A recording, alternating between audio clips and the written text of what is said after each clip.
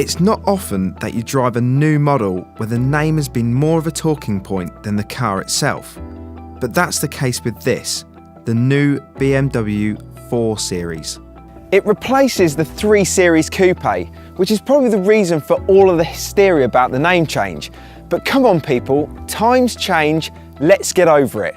So to help ease you into a world that now includes a 4 Series, I'm going to play this first drive by a game of 4. So come on, let's get going.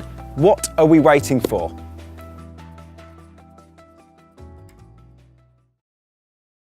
You'll have to splash out an additional £3,000 on a 4 Series over an equivalent 3 Series saloon.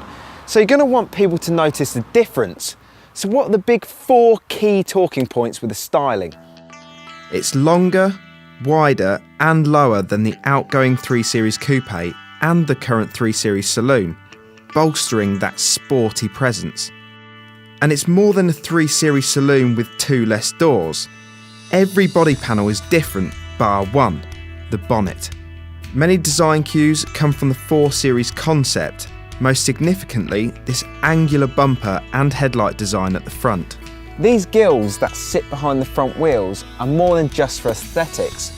They actually distribute the airflow from the front bumper along the side of the car to improve efficiency. But they look quite cool as well, that real muscle car feel. So other than the looks, it's the driving performance that coupe buyers really look for. So how does the 4 Series stack up? The model we're testing is the 420D, and BMW says 1 in 3 4 Series sold in the UK will be this model. Now the engine is flexible and punchy, so it's really usable on all UK roads. But we would like it to be a bit more refined. There's that distinct diesel engine grumble, especially when you're driving in town and when you're accelerating hard. It will be the cheapest to run though. See our full tested figures for this engine in the current 3 Series saloon by clicking the link. The lower, more grounded ride, along with the longer wheelbase and the wider track, makes the 4 Series feel distinctly different to the 3 Series saloon. It's still got that very BMW-like, sharp and really responsive steering, but it seems to hold the road nicer than the saloon does. Like all modern BMWs, the 4 Series comes with adaptable driving modes as standard. It's comfort mode that best irons out all the bumps and ruts in the road, but the smallest wheel size you can opt for is 17 inches, and all models come with run flat tyres. That means the ride is always going to be relatively crashy. The model we're testing comes with a 6-speed manual gearbox, but if your budget will allow, we'd stretch to the 8-speed automatic, which comes at about a £1,500 premium. On long arduous journeys, it's calm and relaxing, but when you stick it into Sport or Sport Plus mode, it offers really sharp, crisp gear changes. It's priced on a par with closest rivals the Audi A5 Coupe and Mercedes C-Class Coupe. It might be £3,000 more than an equivalent 3 Series saloon, but it's better equipped. SE trim gets xenon headlights, parking sensors front and rear, and heated seats. There's very little change with the 4 Series interior layout to any other modern BMW, but that's no bad thing. It's simple, clean, and all of the main controls are within easy reach of the driver. The sloping roof does mean there's less headroom in the back of the 4 Series than the 3 Series saloon, but there's enough if you've got a young family and need to seat 2 children in the back. Okay, so I might be loving this 4 theme a little bit too much, so I'll try not to dwell on the number while I'm giving my 4-point first drive verdict. Number 1, it is a coupe, but don't think of the 4 Series as an out-and-out sports car. While the looks might suggest otherwise, it's not formidable to drive. Number 2, it's surprisingly practical, enough for family use. It's got a massive boot and there's enough room in the back for 2.4 children. Number 3, it looks great, and that combined with a BMW badge means it's going to retain its value for the foreseeable future. Finally, number 4, it's ultimately picked up where the 3 Series Coupe left off, and the 4 Series is still the pick of its class. As a complete package, overlook the Audi A5 Coupe and the Mercedes C-Class Coupe and go straight for the BMW 4 Series. You could say it's a foregone conclusion.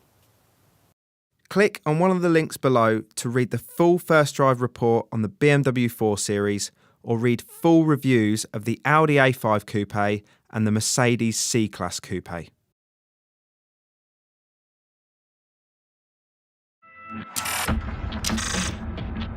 Hot is a three-letter word, and it has been since 1975. The VW Golf GTI is the original hot hatchback. It's now into its 7th generation, but it's refusing to grow old gracefully. We already know this latest 2013 GTI is a great car. It's the benchmark, the hot hatch against which all others are judged. But two new super hatches are here, and they're both ready to claim the Golf's Go Faster stripes.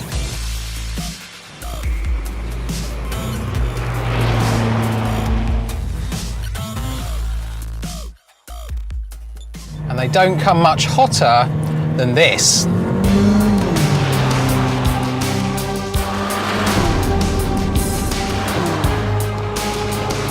This is the first time Mercedes' horsepower-crazy AMG tuning division has tackled a smaller car, and they haven't done things by halves. With 355 brake horsepower and four-wheel drive, the A45 is savagely quick. From rest, it hits 62 miles an hour in just 4.6 seconds, 2 seconds faster than the Golf. To put that in perspective, this muscle Merc is more than half a second quicker to 62 miles an hour than the Ferrari Testarossa I used to have on my bedroom wall. And while it can't quite outdo the Ferrari for posing appeal, I still think it looks great, especially from in here. I love the racing style bucket seats and the carbon fibre look dashboard. The Golf feels better built, but even with its retro tartan trim, it's a bit sensible and staid by comparison. And you could never accuse a car that sounds like this of being sensible. It may have 5 doors and a practical hatchback boot, but the AMG also costs nearly £38,000. Yes, you heard that right, £38,000. That's £12,000 more than a basic Golf GTI. And with all the options fitted, this particular car is, wait for it, £51,000. That's serious money, and I do wonder if this car is exciting enough. With its 4-cylinder turbocharged engine and 4-wheel drive, it reminds me of the Mitsubishi Evos and Subaru Imprezas that, along with the occasional girl, replaced the Testarossa as my object of desire. That's partly down to the dual-clutch auto gearbox, which can be slow to react, and the steering, which isn't the last word in feedback. Click the link for our Mercedes A-Class full review.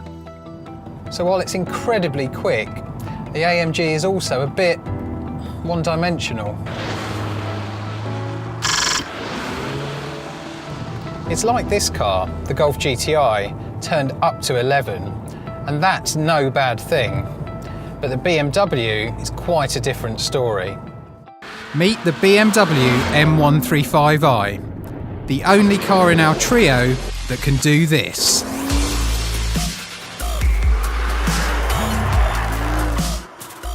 That's because the 1 Series sends its drive to the rear wheels. And while we don't recommend you try that on the road, there are other benefits too. Sharper steering and a feeling of balance and adjustability in the corners that the front-wheel drive Golf and 4-wheel drive A-Class simply can't match. At around £32,000, the BMW occupies the middle ground here in terms of price and performance. Its straight-six engine makes 315 brake horsepower, still 100 bhp more than the VW, and hits 62 miles an hour in 5.1 seconds. Unlike the Mercedes, there's no noticeable turbo lag. This 6-cylinder engine just picks up and goes. And you can see exactly what we thought about the M135i by reading our full first drive on the link below. The Golf, well, it's still a lot of fun, but it's best in the mid-range rather than being revved to the red line. I really rate the optional DSG gearbox though. It shows Mercedes how an auto box should work. So, this car might not be quite as exciting either to look at or to drive as the old 1 Series M Coupe, but it's still the one I'd pick for an early morning drive on quiet country roads. But is it the best overall? Hot hatchbacks have to be sensible too, and here's where the Golf excels. It has the roomiest interior and the biggest boot. Not only that, it's also the cheapest and the best for claimed fuel economy. Find out how it fared in our more realistic tests by clicking the link. Sadly, I think the Mercedes falls short. It's very fast and very desirable, but it isn't quite engaging enough to drive to justify that price tag. The BMW, well, it's not without fault, and let's not forget it costs a full £6,000 more than the Golf. But where the Golf does what it says on the tin, the BMW feels genuinely special.